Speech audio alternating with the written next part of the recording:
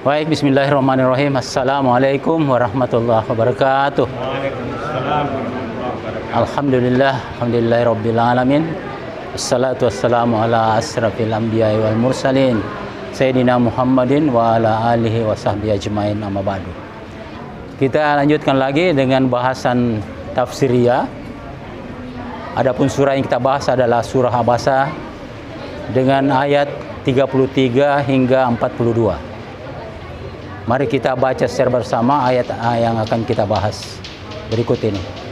Bismillahirrahmanirrahim. Assalamualaikum warahmatullahi wabarakatuh. A'udzu billahi minasy syaithanir rajim. A'udzu billahi minasy syaithanir rajim. Fa idza ja'atis shakhah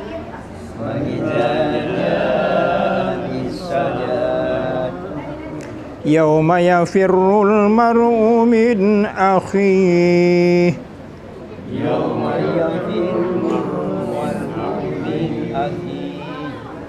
وأمه وأبيه وصاحبته وبنيه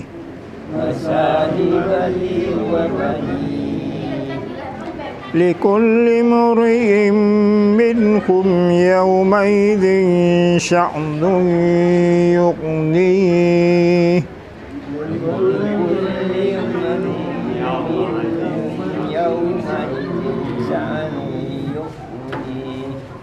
وجوه يومئذ مسفرة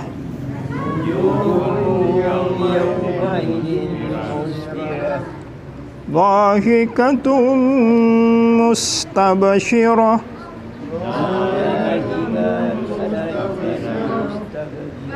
ووجوه يومئذ عليها غبرة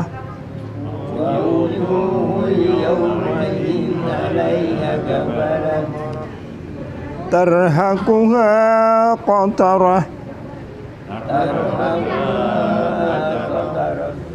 Ulaika humul kafaratul fajarah. Bismillahirrahmanirrahim. Assalamualaikum warahmatullahi wabarakatuh. Kita maknai lebih dalam dan kita berbagi dari apa-apa yang kita baca, apa yang kita dengar. Di sini kata-kata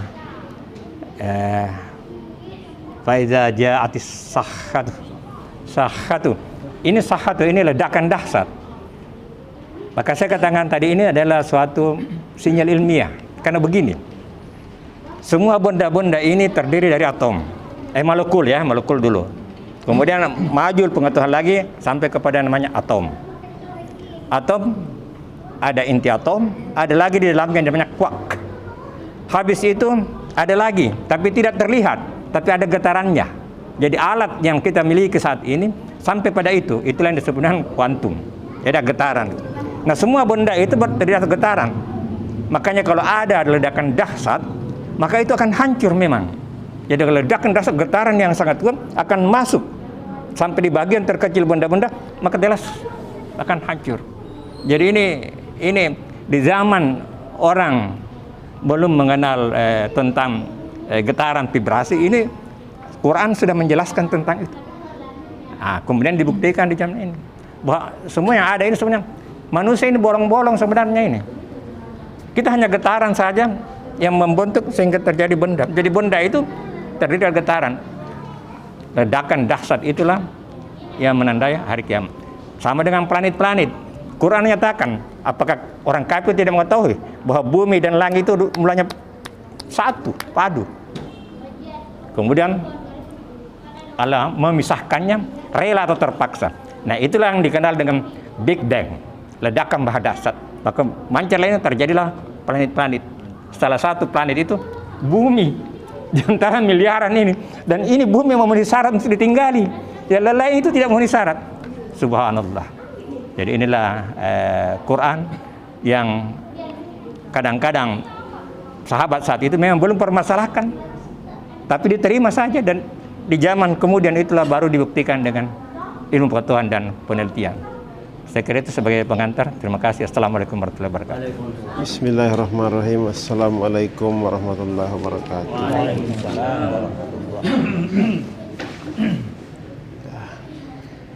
Kita hanya menyampaikan apa yang ulama telah jelaskan, bahwa antara lain kita yang terdiri pada partikel-partikel. Jadi ulama katakan bahwa kita semua ini, benda-benda itu semua berzikir. Jadi tidak ada satu benda pun yang tidak berzikir. Jadi kalau ilmu ini antara lain katakan ledakan, dan saya kira tidak ada yang terjadi kalau bukan Allah yang kehendaki. Jadi ledakan itu sendiri adalah Allah yang kehendaki. Ya.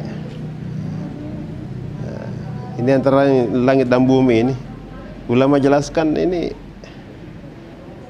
bumi ini, bola bumi kita ini adalah salah satu daripada planet di bawah kolom langit pertama, yang di dalamnya banyak galaksi-galaksi. Tetapi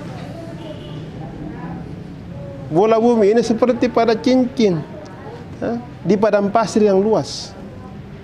Bola bumi kita ini. Demikian sampai langit ketujuh. Langit pertama juga seperti pada cincin di tengah padang pasir di bawah kolom langit yang kedua sampai ke atas, sampai di langit ketujuh. Dan di atas lagi daripada alam Rabbani juga langit ketujuh seperti pada cincin di tengah padang pasir yang luas. Ini ulama menjelaskan. Artinya ini semua ini soal akhirat nanti Allah sudah bocorkan. Tinggal kita ini mau lulus atau tidak. Soalnya sudah ada, kunci jawaban sudah ada. Kalau sekolah dunia ini, kalau soal itu bocor, Pak, batal ujiannya. Tapi soal akhirat ini Allah bocorkan. Saking sayangnya Allah kepada hambanya supaya lulus semuanya. Masuk surga semua. Supaya masuk surga semua, Pak.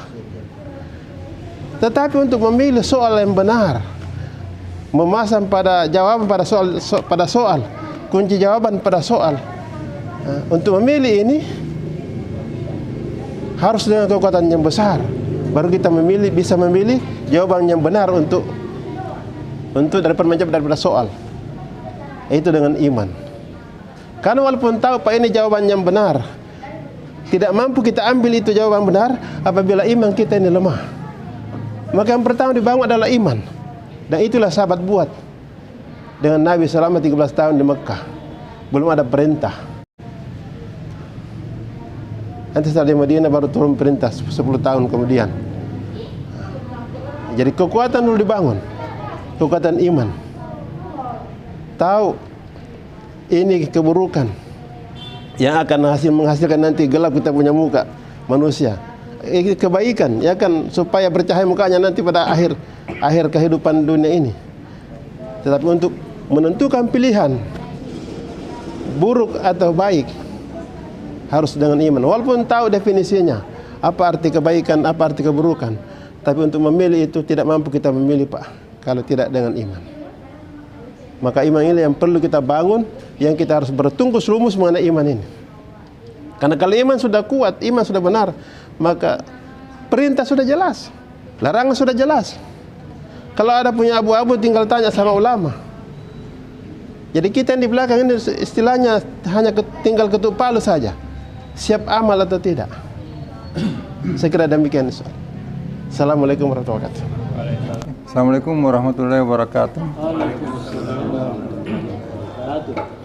Karena kita berbicara tentang huru hara hari kiamat, maka saya hanya ingin bertanya, Pak, adakah kaitannya yang kita dengar selama ini tentang Dajjal dengan Imam Mahdi tentang hari kiamat?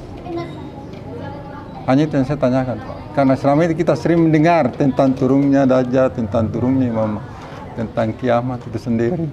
Ya, sekian Pak. Ya. Bismillahirrahmanirrahim. Assalamualaikum warahmatullahi wabarakatuh. Waalaikumsalam warahmatullahi wabarakatuh. Berbicara tentang hari kiamat, bahwa yang akan hadapi hari kiamat ini ada dua, yang sudah meninggal karena akan dibangkitkan kembali, ada yang sementara hidup langsung mati. Kemudian yang dulu itu pada zaman Nabi itu ceramah-ceramah itu langsung dengan Nabi, ya, tidak ada langsung begini caranya. Sekarang itu sudah banyak mulai dari atas sampai ke bawah, kemungkinan mungkin di Jakarta ulama kita bilang begini, tapi begitu turun langsung terbagi-bagi. Apakah ini yang betul atau yang bagaimana? Kita lihat saja sekarang di Indonesia ini. Di sini bilang begini, di sini bilang begini. Apa bedanya? Sekarang kita yang mungkin pada saat masih hidup terjadi kiamat, dengan berapa kali turunan itu ilmu baru sampai sama ustaz kita, dengan umat-umat yang dulu yang sudah meninggal yang langsung memang berhadapan dengan Nabi kita, mendengar ajaran Nabi kita. Mungkin itu ya. Bismillahirrahmanirrahim. Assalamualaikum warahmatullahi wabarakatuh. Ya, saya hanya menambah ini dari kalau kami lihat di sini apa surah bahasa ini Pak ya, lengkap sekali ini di sini. Ini ada dua yang tadi ini apa yang suram dan yang gembira ini. Tadi apa yang dilakukan tadi Pak Ali, ya mungkin juga ini juga saya juga hanya menambah, jadi sepertinya ini kita ini sudah ini Al-Quran ini sudah ada petunjuk Pak. Petunjuk itu kan sudah ada, Al-Quran itu petunjuk dan tidak bisa diragukan, di dalamnya sempurna. Jadi tinggal kita mungkin mencari di sini. Iya, kalau kita mau bergembira, ya carilah itu cara. Mungkin ilmu apanya yang kita cari di situ. Mungkin apa ada soal, ada jawaban yang benar, mungkin kita masuk di situ. Karena kalau saya lihat di sini ada surah yang gembira, kan adanya dua di sini. Jadi ini nanti kalau kiamat kamu seperti itu mungkin. Jadi mungkin kita anunya di sini karena Al-Quran itu kan petunjuk. Jadi apa dikatakan tadi Pak Ali, kita itu ya seperti ada soal, kita mencari jawaban. Ya inilah kita cari. Karena untuk memenuhi itu hari kiamat nanti. Ya, saya kira begitu dari saya Pak. Terima kasih. Assalamualaikum warahmatullahi wabarakatuh. Jadi ulama menyampaikan ada beberapa yang harus kita sering bicarakan. Yang pertama itu kita disampaikan sering bicara tentang keagungan Allah Subhanahu wa taala. Dan yang berikutnya tentang ini, sering bicarakan akhirat. Kenapa? Karena kita mau ke sana. Kita mau ke sana. Ya, bicara keagungan Allah ini semua yang ya bicara planet apa semua itu keagungan Allah. Ya, semua kebesaran Allah Subhanahu wa taala, bahwa Allah Subhanahu wa taala yang berkuasa, yang lain itu tidak ada. La ilaha illallah tidak ada, hanya Allah Subhanahu wa taala. Kemudian kita suruh bicara akhirat. Ya. Nabi sallallahu alaihi wasallam, salah satu tafsir yang saya pernah dengar, ketika turun ayat tentang akhirat, surat Al-Waqiah, surat macam-macam itu ya, itu ubannya timbul. Maka ditanya oleh istri Nabi, kenapa ubannya timbul? Dia bilang ini, salah satunya ini karena ketakutan pada kehidupan akhirat. Ketakutan pada kehidupan akhirat. Makanya itu ulama sampaikan antara azan dan iqamat, ya, ada sahabat yang bertanya sama Nabi, doa apa yang kita baca? Doa apa? Kita kan kadang tidak paham ya. Apa doa apa yang paling kita yang harusnya kita baca? Nabi sampaikan ada dua.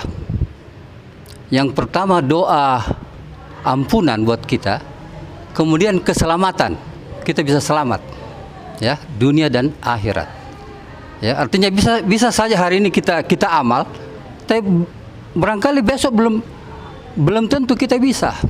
Barangkali karena ada ujian-ujian sehingga kita jadi iman ini jadi turun lagi. Jadi kita kepingin kita bisa selamat.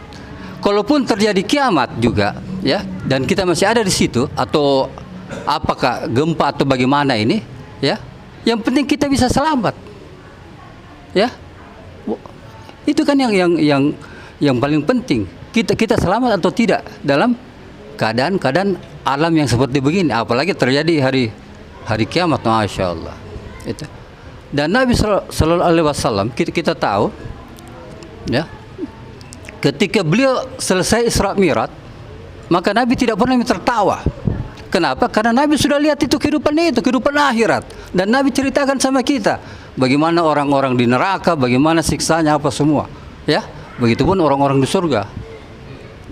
Dan apa Nabi sampaikan sama sahabat-sahabat, bilang seandainya kamu tahu apa yang saya tahu, kata Nabi, maka kamu tidak akan tertawa. Dia bilang, kamu akan banyak menangis karena saking sulitnya dan susahnya itu kehidupan akhirat. Tidak usah cerita tentang yang jauh-jauh itu, alam kubur saja, masya Allah. Itu sudah sangat, yang Khalifah siapa itu? Yang Khalifah Umar atau siapa? Yang ketiga diceritakan tentang akhirat, dia hanya diam-diam saja. Tapi ketika diceritakan tentang kubur, maka dia akan menangis. Kenapa? Karena dia tahu ini jalan langkah pertama kita untuk menuju kehidupan yang berikutnya. Nah, jadi ini makanya ulama sampai sering diceritakan, karena ini bukan keadaan yang sangat berbeda dengan kehidupan kita sekarang, sangat berbeda. Semua orang nafsi-nafsi kan, kita sudah tahu kan. Makanya sering diceritakan ini kehidupan akhirat, tentang ini, tentang itu. Supaya apa? Supaya kita takut, dan harus kita takut. Sangat takut. Para nabi saja takut. Para alim, karena susah. Yang bisa selamat saja ini bukan karena kita punya amal, karena rahmatnya Allah Subhanahu Wa Taala. Maka sering diceritakan ini kehidupan akhirat, ya. Sering diceritakan padang mahsyar, apa segala. Dan terutama itu padang mahsyar yang kita tahu 50.000 tahun. Yang kalau hitungan dunianya 18 miliar 250 juta tahun, di mana matahari hanya satu jengkal di atas kepala kita. Ini kan sangat menakutkan ini. Dan orang yang selamat itu hanya satu, orang yang ikhlas saja. Biar kita punya amalan ini banyak, kalau campur dengan macam-macam itu, ria atau apa, bisa-bisa tidak ada nilainya. Hanya yang ikhlas saja, masya Allah. Jadi tanda-tanda akhir zaman itu adalah Islam akan berkembang sangat pesat, dan sekarang ini sudah terbukti the fastest growing religion of the world, agama yang paling cepat perkembangannya dalam sejarah dan di mana-mana, Eropa, Amerika. Itu sudah tanda-tanda bahwa ini akan menuju akhir zaman. Kemudian di tanah Arab sekarang itu sudah hijau, ya, dan banyak mata air sekarang di sekitar Madinah itu sekarang. Kemudian di saat itulah akan muncul Dajjal. Artinya Dajjal itu selalu ada, tapi Dajjal yang kuat. Dajjal itu sebenarnya digambarkan dengan bermata satu. Artinya hanya melihat dunia, tidak akhirat. Itu Dajjal itu bermata satu. Sebenarnya bukan orang, tapi sebenarnya paham aliran kaum yang hanya mementingkan, dan mereka memiliki kekuatan. Itu persoalannya, dia kuat. Nah, disitulah datang Imam Mahdi.